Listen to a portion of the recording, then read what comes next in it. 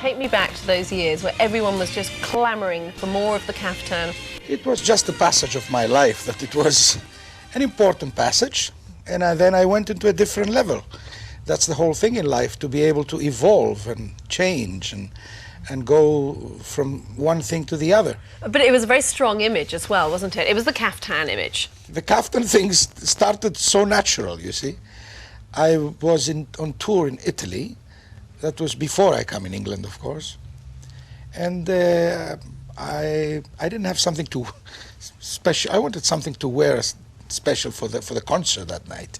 It was hot, and then I bought that kaftan and I wore it and I sang, and people loved it. But when you first came over, I mean, it was a big risk. But you came over here in the 70s, a strange country, you didn't really know sort of whether the culture would embrace you, and then suddenly you are this big cult figure. Were you surprised? Were you taken by surprise, or did you just think this is a laugh? You know, I came into this country first back in the 60s. Yeah. With Aphrodite's Child, which was my first band. With Vangelis. With Vangelis. We created Aphrodite's Child in Greece, and we wanted to go out of Greece because Greece was a small country then. And we came to England because England was the cult place then. So we came here and we went into the border, and of course they'd throw us out because we didn't have any money, no address. Okay. So we went back to France, and we were lucky, and we did our music, and we were very successful. Now, after that, after the end of the band, I started my own career. And I started something, the romantic MOR with the Mediterranean flavor, which has been imitated and followed by other artists too, because the record companies understood that something was going on with the style. Tom, do you like Demis Roussos? Yeah, he's all right. Lawrence, Angela likes Demis Roussos, Tony likes Demis Roussos, I like Demis Roussos, and Sue would like to hear Demis Roussos. So please, do you think we could have Demis Roussos on? Yes. Thank you. When, you know, the Abigail's Party programme came on, did you understand what was going on? Did you understand the whole sort of humorous cult? I didn't know anything about it. I found out when friends of mine told me. Friends of mine that live here, they told me, you know, that you have been mentioned twice in a very popular TV series. And I said, how? And they explained me about the woman that liked to hear my songs and things. And that was it for me. And I said, well, that's fun. Nothing. But then when I saw the BBC crew arriving in Athens, I said, what is going on here, you know? And then they explained me the whole thing, and I think that was nice, cute. Yeah. So your music had a very spiritual start, didn't it? Because it was, like many people's musical background, in the church. You're a little choir boy. Yeah.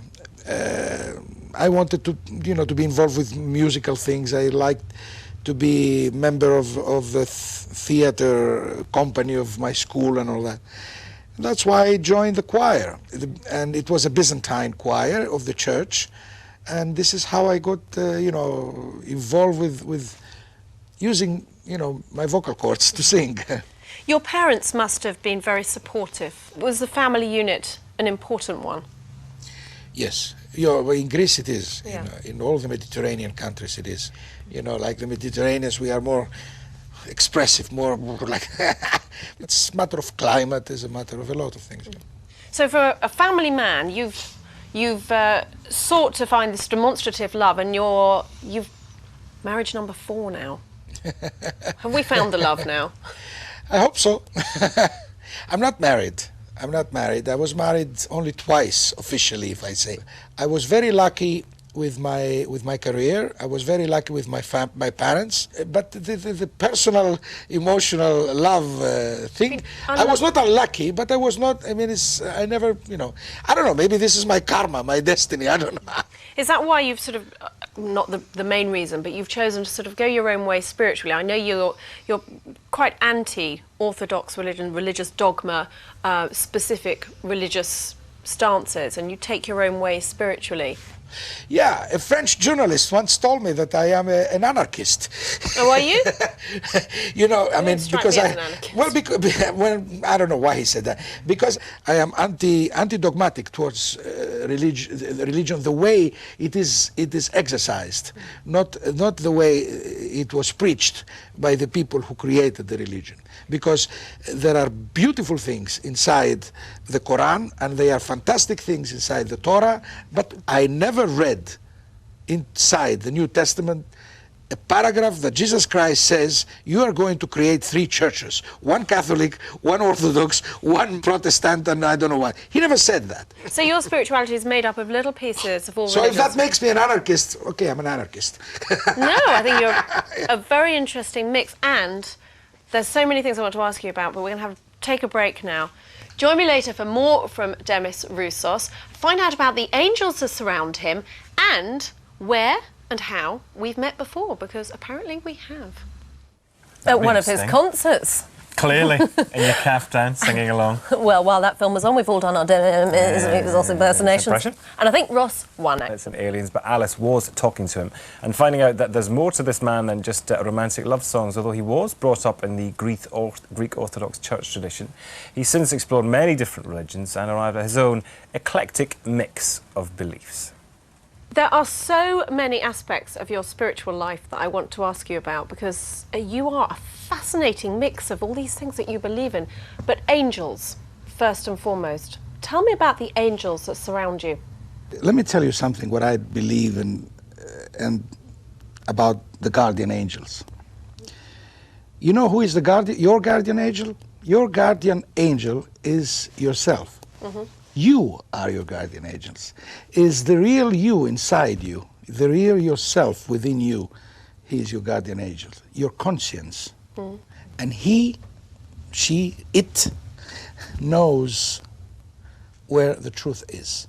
That's why when you are protected by the guardian angel, you are protected by the real you, because it's the real thing within you, which is your soul, which is the thing, the entity, the soul, is the thing that never ends and never dies. This is why I believe in reincarnation. That's why I say that. Tell me where you think you've come from, or where you believe you have been. Every life that you live is always a derivative and influenced by some of your past lives. Mm. And I think that I might have had a preacher's experience a couple of times, because I feel this way, you know, and maybe because when I was singing the kaftan, I was doing the hands like that. I was doing it by instinct, not because I thought that this was going to be commercial. You know what I'm saying? Yeah. So where does it fit into the pattern of your belief then, that you believe you've met everybody you meet before? I believe that every person you meet, every person crosses your path when you walk in the street, is an entity, is somebody that you met before in another life. That's what I believe. Now, if you meet a person and you have a stronger relationship, or you sit down and you ought about having a discussion like we have, I met you in another life, maybe in a different form. It's based upon magnetic attraction, you know, between humans. And is there a reason why people come back into your lives? Is there a reason why fate means that we are all working together here? Yeah, it must be a reason. But I'm not searching for it, you know. I know it's there.